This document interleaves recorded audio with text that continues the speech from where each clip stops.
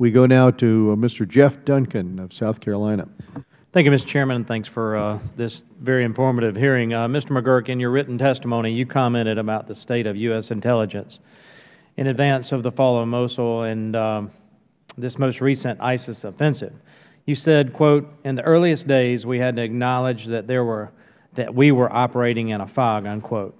You also say that intelligence collection after the fact has improved, but I'm troubled by the fact that we were operating in the fog in the first place. Because in February, you testified here and you told us exactly what ISIS wanted to do: take control of western Iraq, challenge the Iraqi government for control of Baghdad, and foment sectarian conflict.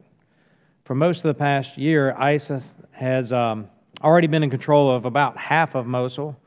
There were plenty of other clear signs that ISIS was a rising threat, really over the past year and a half, 2 years. We've had eyes watching what was going on in Syria and surely watching the Iraqi and Jordanian borders. So knowing all this, and knowing all that we did of what you testified in February, why weren't we doing more to collect intelligence all along? Please help us understand what led to the decision not to have robust intelligence collection efforts against this terrorist group. Well, as I did testify, we began to move assets into the theater. What my testimony is speaking to is the immediate crisis response, and in the immediate days after Mosul, it was fog and rumor and friction and chance as you get into in these circumstances. And what I was trying to get at in the testimony is that it was very difficult for us to know specifically what was happening. And it was very difficult for us to know the extent of ISIL's advance southward down the Tigris River Valley, which is why in a meeting with the President in the earliest hours of this crisis, the decision was made immediately to significantly surge U.S. air assets over the skies of Iraq, again, to go from 1 a month to 50 a day, including manned aircraft, and that was something that the Iraqis also welcomed. In response to an earlier question, I just want to say the Iraqis, despite whatever may have happened in 2011, since this crisis, we have been embraced. Our presence has been embraced from top to bottom, and they are actively seeking our assistance. To have U.S. military assets in the skies of Iraq is something that was extremely controversial even as late as last fall.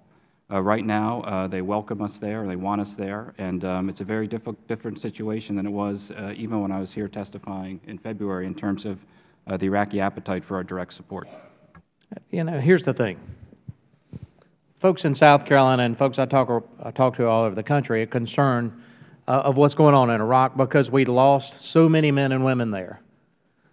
Not only lost in the loss of lives, but lost in their ability to be productive citizens and being, whether it's PTSD or whether it's an actual physical injury. You know, why did we lose those men and women and turn around and lose control over an area?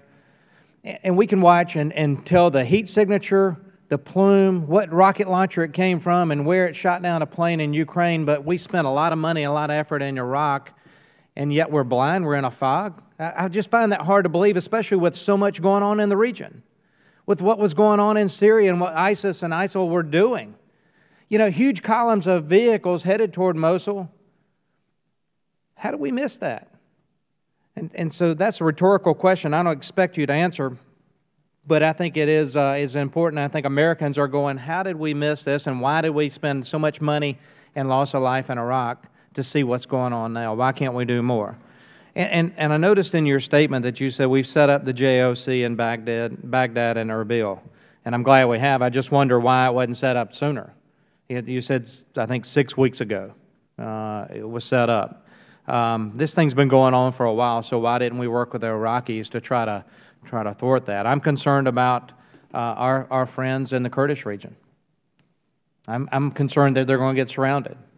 We didn't lose a single American life in the Kurdish region during the Iraq War, not a single American, because they're friendly.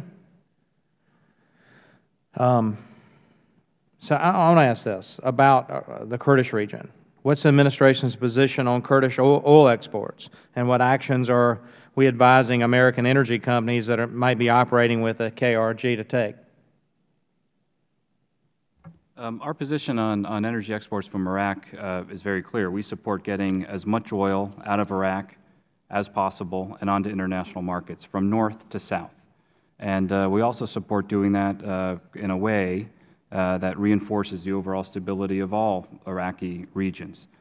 We have an obligation to say when people ask that there is legal risk for taking oil without an agreement. We worked very hard to broker an agreement and actually had an agreement on the table that was a very good one as early as 4 months ago that would have gotten all the oil out of the Kurdish North flowing and onto international markets and also had revenues coming from the south to the KRG. That agreement didn't succeed for a number of reasons, and one of which is that we're in the middle of a high political season in Iraq. It was an election season. You had an election on April 30th, and now you're working to form a new government. I remain confident that in the process of forming a new government, we can work with all sides to have a solution to this very important issue. The budget that's being debated in the parliament right now in Baghdad is about a $120 billion budget. There's about $17 billion there for the Kurdistan region. We want to make sure those resources get to Kurdistan. We've been very clear that its decision the Prime Minister made to cut off salary payments to the Kurdish North because of this oil dispute is completely unacceptable and should be reversed. We made that very clear. And so, again, we're working very closely with our Kurdish partners in the north and also with the government in Baghdad to find a solution to this issue. And through the process of forming a new government, we have a real opportunity to do so. My time's expired. I thank Mr. Well,